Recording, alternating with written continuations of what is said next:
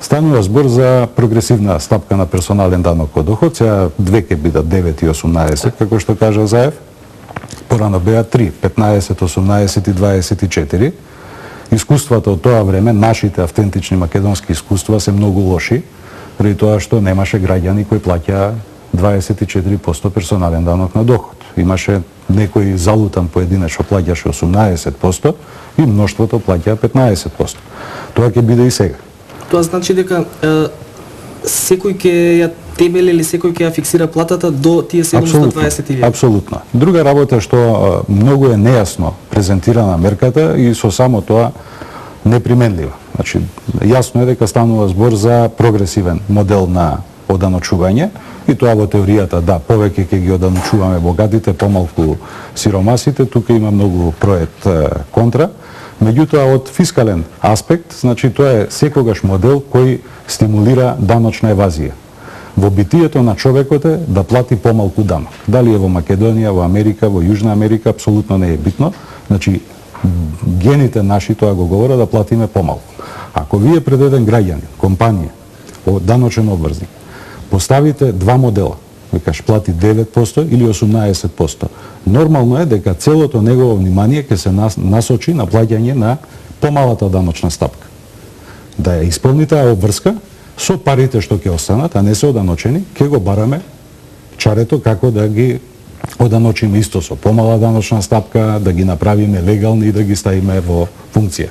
Значи, пред се ги става граѓаните во искушение, повеќе работодавците, значи да идат на пониски плати, помало даночно оптеретување, тоа граѓанинот нема да го осети, платата на крајот од месецот повторно ќе биде иста. Работодавачот е тој што го плаќа персоналниот данок, ќе има искушение сите да ги подведе под помалите плати. Дали од фискален аспект тоа ќе значи ова мерка, дали значи помалку прибирање на приходи? Апсолутно. Значи, до сега изминатиот период и со првата мерка и ајде сега ќе видиме што и овие втор пакет на мерки ќе предизвикат, бев сведок на многу весели математики.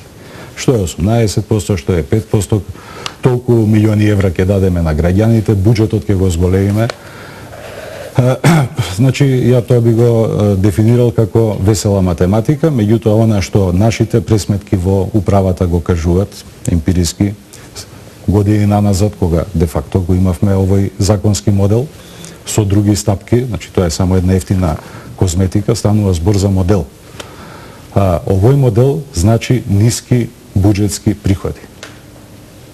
Рамните даноци последниве 7 години докажаа дека буџетот може издашно да се полни.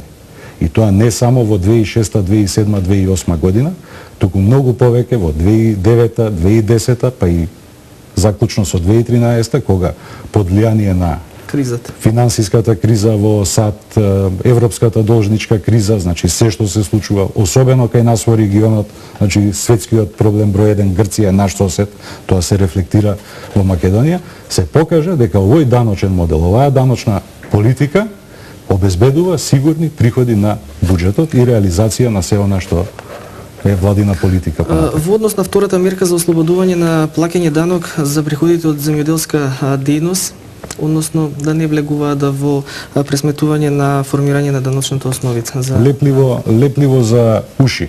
Тоа е пред се, значи, ќе кажете приходите од земјоделска дејност дека е во полза на земјоделците. Не. Значи, тоа е во полза на оние луѓе што имаат дополнителни приходи од земјоделие. Ако ние во моментот во Македонија имаме 119.000 даночни обврзници кои приходуваат средства по основ на земјоделска дејност. Само 45.000 од нив се индивидуални земјоделци, односно земјоделци кои има единствен приход земјоделието. Сите останати, значи имат една работа и дополнителни приходи од земјоделието, доколку, кажувам, ги изнесат на пазар. И повторно и во таа категорија, значи, за да се стимулират и тие луѓе, да, освен за сопствени потреби, вишокот го изнесат на пазар, а да не бидат даночно оптоварени, до 300.000 денари, односно до 5.000 евра се ослободени, што сметаме дека проекциите, конверзацијата со земјоделците го кажа дека навистина ако имате 5.000 евра вишок што може да го изнесете на пазарот, може да биде предмет на даночно ослободување, а другото над 5000 евра е со 80% ослободување, меѓутоа тогаш вие веќе станувате покрупен играч на пазарот и веќе влагате во филмот дали земјоделието да ви биде основна преокупација. Токму за да не избегамо темата ќе кажам, значи земјоделска дејност лепливо за ушите на земјоделците, меѓутоа во принцип не се однесува меркава на директните земјоделски производители. 30% од данокот на добивка да се вложуваат во развој на спортот, културата, науката и образованието. Ќе бидам малку груб. Развоен данок. Ќе бидам малку груб, ќе кажам, значи Македонија го помина ова искуство, имавме вакво законско решение, едва излеговме од тоа законско решение. Ова е просто кажано перење пари. И тоа ние го видовме. Значи, ако навлеземе во мерката, тоа значи дека ја укинуваме нула стапка за реинвестирана добивка. Ги укинуваме ослободувањата за бизнисите, микро и мали бизниси до 3 милиони денари вкупен приход, тие се ослободени. Кој 30%? Значи им воведувате 10%. Дали го укинувате паушалот за исто малите бизниси кои имат вкупен приход на годишно ниво 3 до 6 милиона денари. Значи го укинувате кога му велите овдека ќе дадеме 30% ослободување. На кого се однесува? И укинувате нула стапката за реинвестираната добивка. А што правите? Правите дека она што на почетокот со првата мерка ќе го поврзам. Значи, ќе ги намалиме платите по 1000 евра, за да влеземе сите во стапката на персонален со 9%.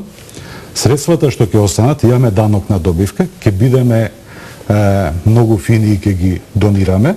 И сега тоа постои како решение. Меѓутоа може да донирате до 5% од вкупниот приход за кој што сте ослободени, под услов да има јавен интерес во тоа што донирате. Култура, образование, спорт, меѓутоа да е прогласен од јавен интерес. Значи не двојца локални шахисти што играат пред зграда на клупа шах, ја нив ќе ги донирам. Мерката е така презентирана. Значи сега оној што е општествено корисна фирма може во 5% од своите средства од добивката да ги донира и да ги спонзорира во овие дејности од областа на спортот, културата, образованието, меѓутоа само онаму каде што има јавен интерес, значи да има меѓународно признати резултати во спортот. Предходно кога разговаравме спомнате дека ова ќе овозможи да се јават премногу такви фантом организации кои што работодавачите би ги префрлале овие 30% ако би ги основале тие. Ги имавме, значи Македонија го носи тој балас од 96 година. Мислам дека не грешам, е донесен законот за трговски друштва, паралелно со него екзистираше и законот за здруженија на граѓани. И ние сега во моментов заедно со Централниот регистар се спроведува во цела 2013 година една обемна акција, значи на сите оние неактивни субјекти, фирми со блокирани сметки што не мигрираа кога се префрли платниот промет кај банките во 2001-2002 година. Тоа беа некаде 65.000. Ние тие опашки ги влечеме. Тоа се трошоци и на администрацијата, главоболка на тие што се основачи на тие здруженија на граѓани или сопственици на тие фирми што ги формирале, а никогаш не работеле. И сега повторно ќе кажам, станува збор за феномен. Сакаме со мерки со кои што ја уништивме средната класа, воведовме хаос на пазарот, ја дефокусиравме администрацијата, значи да не може да се изградат стабилни, силни институции во функција на државата и на целото опкружување. Сега истите мерки ги пакуваме во нов целофан и велиме сега со истите мерки ќе вратиме средната класа. Тоа е моето мислење. И четвртата мерка се однесува помалку локално во однос на стапката на данокот на имот. Тие предлагаат секој семејство да плаќа данок на имот од 0,05% од вредноста на имотот, за секој втори имот 0,1%, за секој трет да се оданочува 0,15%. Да, повторно некоја прогресија. Да.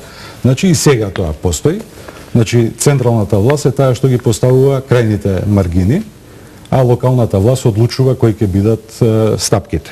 И сега за стан во кој што живеете плаќате 0,05% од вредноста на имотот и за имот во кој не живеете, значи втор стан, трет, викенд, куќа и така натака, земјиште, значи да не тука станува збори за земјиште. Плаќате максимум 0,2% од вредноста на земјиштето. Овдека само се зголемува прагот, велат, значи не е 0,2, ќе биде 0,3, меѓутоа ќе го разиграме на прв, втор, трет и мислам дека ја поценуваат меморијата на народот на овие простори. Значи ја не се чувствувам многу стар, меѓутоа ги памтам сериите од хрватска продукција на времето, инспектор за потекло на имотот, кога врати куќа имаш стан, значи тоа го паметат луѓето на овие простори. И сега повторно, идејата е секогаш помалку да се плати. И вие кога му правите хаос, кога му ставате искушенија и ќе почне едниот стан ќе биде мој, другиот на сопругата, третиот на братот, па ние сме семејна заедница, па не сме, па да не кажам, некојаш се одело да се карикира, до таму имало и фиктивни разводи. Значи, просто кажано, само многу магла, многу хаос со мерки кои биле применети на овие простори, ќе кажам.